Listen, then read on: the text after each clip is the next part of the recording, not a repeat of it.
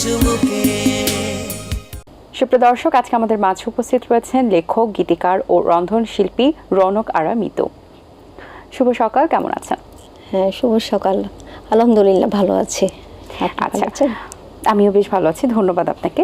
লেখক, গীতিকার, রন্ধনশিল্পী হিসেবে এখন কাজের ব্যস্ততা কেমন চলছে? এখন মোটামুটি ভালোই যাচ্ছে, কারণ আমার ছোটোখাটো একটা রেস্টুরেন্ট আছে। কোথায় এটি? ওটা আমার রাজশাহীতে। হ্যাঁ, আর আমি পাশাপাশি আপনার ক্যাটারিংয়ের বিজনেস আছে, যেখানে আপনার মেসের কিছু খাবার অর্ডার নেওয়া হয় 15 জনের এরকম।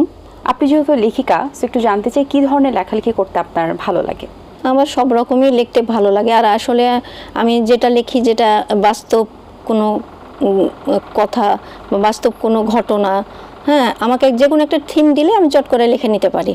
আচ্ছা, আপনার যখন থিম আসে, আপনি যখন লেখালেখি করতে বসেন, তখন কোন ধরনের লেখালেখি আপনি করেন? হয়তো বাবাকে নিয়ে লিখলাম, মাকে নিয়ে লিখলাম।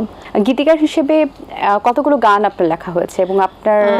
গীতিকার হিসাবে আপনার আমি 50-60টা গান লেখা হয়েছে।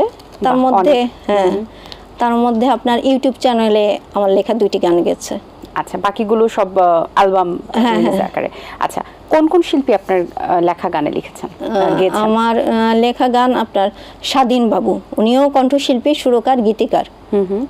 উনি বেতারেও গান করে এবং উনি আমার গানটা করছে, উনি সুর দিছে, উনি করছে। কোন ধরনের গান আপনি বেশি লিখে থাকেন? আমি বেশি গান লিখি আপনার স্যাড সং।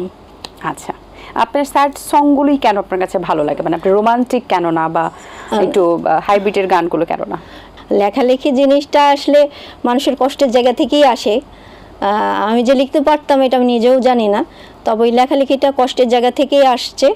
যেহেতু কষ্টের জায়গা থেকে আমার লেখালেখিগুলো আসছে, এই জন্য জীবনটাও অনেক কষ্টের এবং কষ্টভাবেই জীবনটাকে সামনের দিকে অগ্রসর করছি। এই জন্য কষ্টের গানগুলোই আমাকে বেশি ভালো লাগে। অন্যান্য গান পছন্দ করি, বাট ওই গানটাই কেন জানি আগেই আসে লিখতে গেলে। আপনার পছন্দের শিল্পীকে?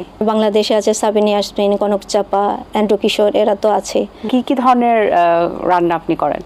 আমি সব ধরনের রান্না করতেই পছন্দ করি, মানে ফাস্ট ফুড, ডেজার্ট, চাইনিজ, সব ধরনেরই আমি করি। আর আমি আসলে একটু কম তেল মশলা দিয়ে রাঁধতে বেশি পছন্দ করি। হ্যাঁ, যেটা মানে দেখা যাচ্ছে যে আমি বেশি তেল মশলা দিব, এটাতেই স্বাদ হবে এরকম কোনো কিছু না। আচ্ছা, অল্পতেই যাতে সেটা আমি সবার কাছে প্রেজেন্ট করতে পারি বা সবাই খেয়ে যাতে বলে যে অনেক ভালো হয়েছে, এটা আমার কাছে অনেক ভালো লাগে। আচ্ছা, রেস্টুরেন্টের আইডিয়াটা কোথা থেকে এসেছিল? মানে আপনি যে রাজশাহীতে আপনার রেস্টুরেন্ট আছে, সেই রেস্টুরেন্টের নাম কি এবং কবে এই রেস্টুরেন্ট দিয়েছেন আপনি? দেওয়া খুব একটা বেশি দিন হয়নি, 1-1.5 বছর হয়ে গেল।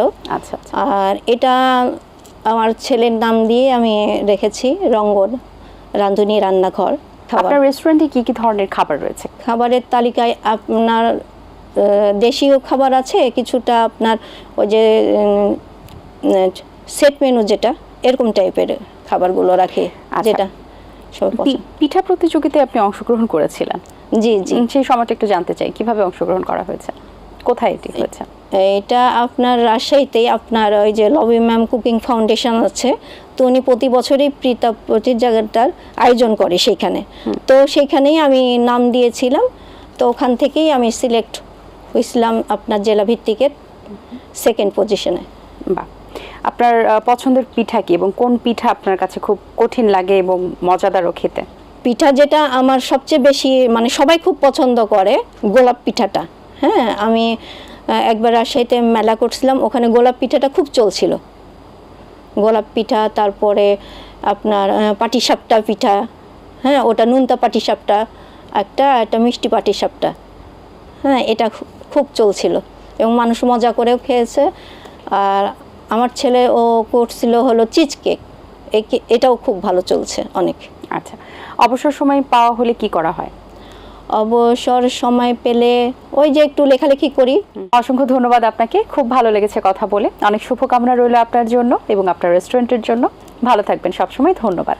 আপনিও ভালো থাকবেন। জি, আল্লাহ হাফেজ। দর্শক, আশা করছি আজকের আয়োজন আপনাদের ভালো লেগেছে। আজ এই পর্যন্তই, দেখা হবে আগামী পর্বে নতুন কারোর সঙ্গে। সেই পর্যন্ত ভালো থাকুন, সুস্থ থাকুন এবং এটিএন বাংলার সাথেই থাকুন। আল্লাহ হাফেজ।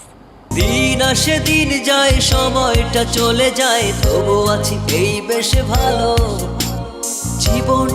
রঙময় যেভাবেই হওয়া চাই, নয় কভু সাদা কালো।